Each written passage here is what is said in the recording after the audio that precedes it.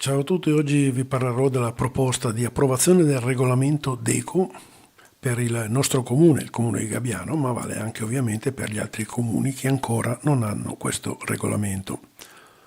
Oggi vorrei proporre agli amministratori comunali, ai cittadini e agli amici che seguono le vicende del nostro territorio una riflessione molto concreta. Gabbiano dovrebbe dotarsi di un regolamento comunale per istituire la DECO, cioè la denominazione comunale. Prima di spiegare perché, vorrei fare un invito semplice. Dedicate qualche minuto a leggere integralmente la proposta. Non fermatevi al titolo, non archiviate come una cosa folcloristica, secondaria o buona solo per qualche festa di paese. La DECO, se usata bene, è uno strumento amministrativo semplice, ma può diventare un mezzo serio per riconoscere, ordinare e valorizzare l'identità di un territorio. La DECO non è una DOP, non è una IGP, non è un marchio europeo e non è una certificazione commerciale di qualità. È un riconoscimento comunale. Serve ad attestare che un prodotto, una ricetta, una lavorazione, una tradizione o anche una manifestazione sono legate alla storia, alla cultura e alla comunità di un determinato comune. La Corte Costituzionale, con la sentenza 75 del 2023, ha chiarito che le DECO non si pongono in contrasto con il sistema europeo delle DOP, delle IGP e delle STG, proprio perché hanno una funzione diversa. Non certificano una qualità commerciale europea, ma valorizzano il legame identitario tra prodotto e territorio. Questo punto è fondamentale. La DECO non promette miracoli e non deve essere venduta come una bacchetta magica. Però può fare una cosa importante, può aiutare un comune a dire chi è. Gabbiano ha una storia, un paesaggio, frazioni, vigne, cascine, memorie agricole, tradizioni alimentari, cultura contadina, saperi familiari, prodotti e racconti. Tutto questo rischia di restare sparso, affidato alla memoria di pochi, oppure può essere raccolto, organizzato e riconosciuto ufficialmente. La DECO serve proprio a questo, a trasformare ciò che esiste già in un patrimonio riconosciuto. Non bisogna inventare nulla, bisogna guardare il territorio, ascoltare chi lo conosce, raccogliere testimonianze, individuare prodotti e tradizioni, predisporre schede chiare e approvarle con metodo trasparente. Non stiamo parlando di un'idea isolata. Nel Monferrato e nei territori vicini esistono già esperienze molto interessanti. A Casale Monferrato gli agnolotti casalesi sono riconosciuti come prodotti DECO dal 2010. Parliamo di uno dei piatti più rappresentativi della cucina monferrina, con una ricetta che richiama carni, verdure, uova, vino bianco e tradizione familiare. A Rosignano Monferrato le DECO sono state utilizzate per valorizzare più preparazioni della tradizione locale, dall'axenta ai friciolin, dal vitello tonnato alla peperonata, la torta di mele, la trippa. A Castelletto Monferrato è stata valorizzata come DECO la torta di nocciole del giardinetto, riconosciuta nel 2024 come prodotto legato alla comunità locale e alle attività della Proloco. Il Comune ha sottolineato il collegamento tra questo prodotto, le tradizioni locali e il più ampio contesto del Monferrato UNESCO. A Moncalvo, nel Monferrato Astigiano, la DECO è stata attribuita addirittura a una manifestazione storica, la Fiera del Bue Grasso, segno che la denominazione comunale può servire non solo per un prodotto alimentare, ma anche per riconoscere un evento identitario, radicato nella storia e nella vita economica del territorio. Questi esempi dimostrano una cosa molto semplice. La DECO non è una stranezza, è uno strumento già utilizzato da comuni vicini con finalità di promozione, tutela della memoria e valorizzazione del territorio. Gabbiano, da questo punto di vista, non dovrebbe restare indietro. La domanda da porsi è: che cosa vogliamo fare del nostro patrimonio locale?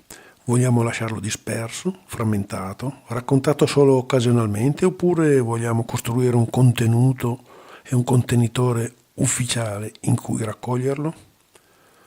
Approvare un regolamento DECO significa dire che il comune non si occupa soltanto di strade, urbanistica, tributi, edilizia e manutenzioni, si occupa anche di identità, e un comune che non cura la propria identità diventa più debole, meno riconoscibile, meno attrattivo. Dal punto di vista amministrativo il percorso non è complicato. Il primo passaggio è predisporre una proposta di regolamento comunale. Il regolamento deve stabilire che cosa si intende per DECO, quali prodotti o tradizioni possono essere riconosciuti, chi può presentare domanda, quali documenti devono essere allegati, come viene valutata la richiesta, come si usa il logo comunale e come viene tenuto il registro.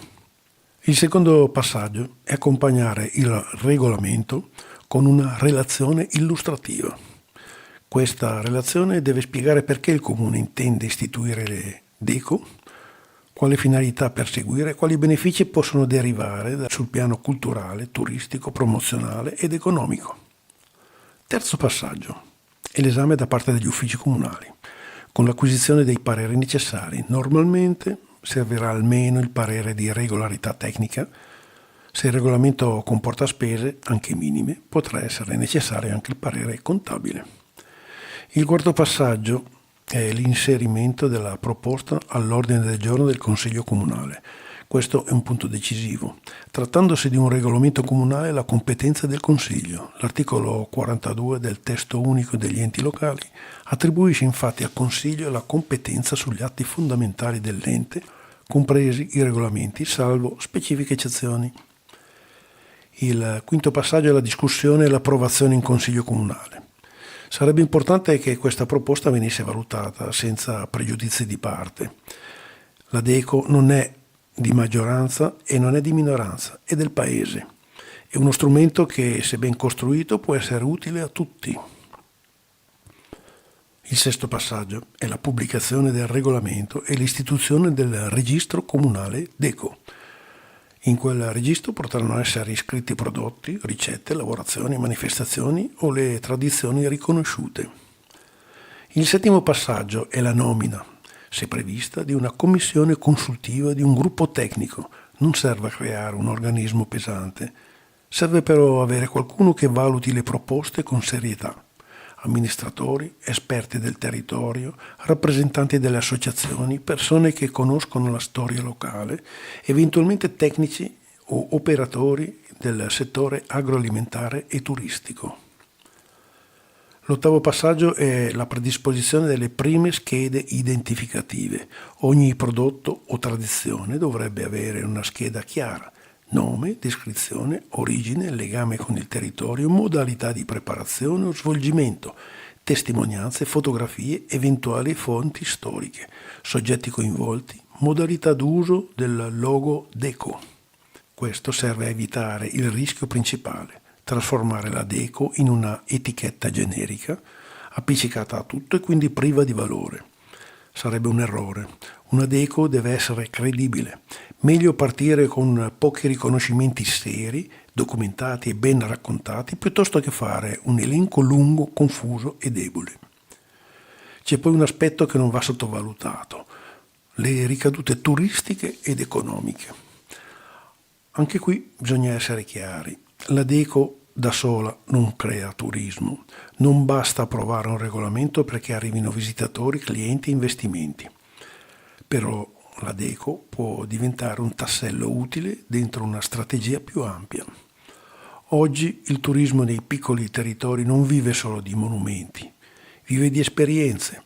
Le persone cercano luoghi autentici, prodotti locali, racconti, degustazioni, camminate, visite in aziende, borghi, paesaggi, piatti tipici, incontri con chi produce. Un comune che ha una DECO può costruire meglio questi racconti. Una ricetta riconosciuta può diventare un tema di una cena. Un prodotto DECO può entrare nel menù di un ristorante. Una tradizione può diventare il centro di una manifestazione.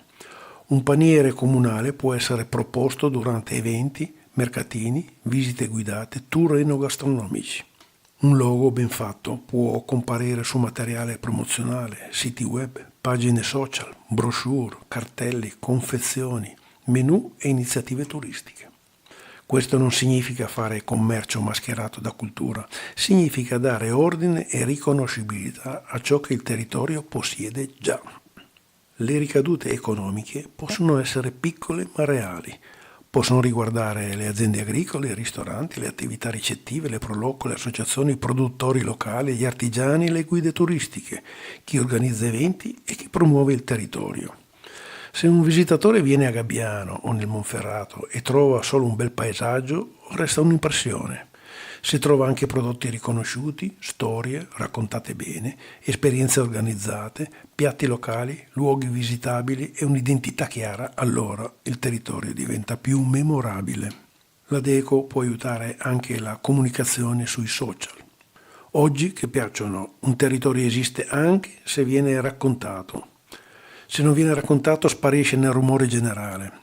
Avere prodotti e tradizioni Deco significa avere contenuti veri da comunicare, non slogan vuoti ma storie radicate. Per gli amici di Facebook il messaggio è questo. Quando diciamo che vogliamo valorizzare un territorio, in questo caso Gabbiano, dobbiamo anche indicare strumenti concreti. La Deco è uno di questi. Non costa molto, non richiede grandi opere, non comporta cantieri, non consuma territorio. Richiede però volontà politica, cura amministrativa e partecipazione della comunità. Per gli amministratori comunali il messaggio è altrettanto chiaro. Approvare un regolamento Deco sarebbe una cosa semplice, positiva e poco divisivo. Un atto che guarda alla memoria, ma anche al futuro. Un atto che può mettere insieme cittadini, associazioni, produttori, ristoratori, operatori turistici e persone che hanno a cuore il paese. Gabbiano può scegliere di restare fermo, aspettare che le tradizioni si consumino da sole, oppure può cominciare a raccoglierle, riconoscerle e trasformarle in una risorsa. La Deco non è nostalgia, è manutenzione dell'identità. E l'identità per un piccolo comune non è un lusso, è una condizione per esistere, per distinguersi, per attrarre attenzione, per costruire relazioni, per dare valore a ciò che altrimenti resterebbe invisibile. Per questo rinnovo l'invito iniziale. Leggete integralmente la proposta di regolamento Deco, valutatela nel merito, guardate cosa hanno già fatto gli altri comuni del Monferrato, guardate come prodotti, piatti e manifestazioni locali possono diventare strumento di promozione. Guardate soprattutto che cosa potrebbe significare per Gabbiano avere finalmente un registro delle proprie tradizioni riconosciute. Un paese non vive solo di ciò che costruisce, vive anche di ciò che ricorda, di ciò che tramanda e di ciò che sa raccontare. La Deco può essere un primo passo per dire che Gabbiano ha una storia da custodire e un'identità da promuovere. Non con retorica, ma con un regolamento chiaro, un registro serio, schede ben fatte e una comunicazione capace di trasformare la memoria locale in valore pubblico. Questa è la proposta, semplice, concreta, realizzabile. Adesso serve solo la volontà di portarla in consiglio comunale, discuterla e approvarla. Buon lavoro a tutti.